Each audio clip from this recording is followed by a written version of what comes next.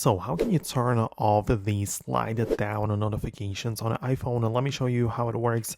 Let's explain everything. So if it's your first time on this channel, most definitely subscribe so you never miss anything. Now, you can open up your settings and go to the notifications section, and you can see we have some options in here. So for example, you can see how we can display the lock screen and notifications, right? Or change some different things depending on what you want, right?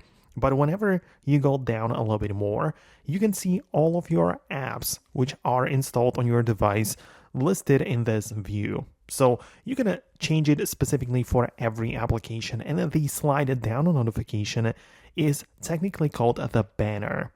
So when you get inside like an app in here, you get to decide whether or not you want the banner to be activated.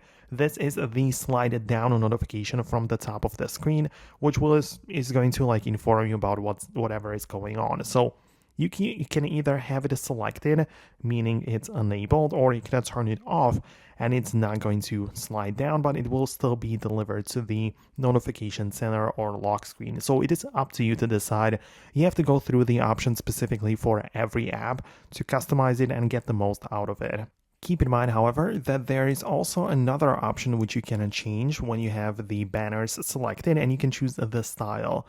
It can either be permanent or persistent or temporary, right? So you have these two options. When it's set to temporary, it just means that the slide down notification will appear, but after a while, it will go back up and then disappear.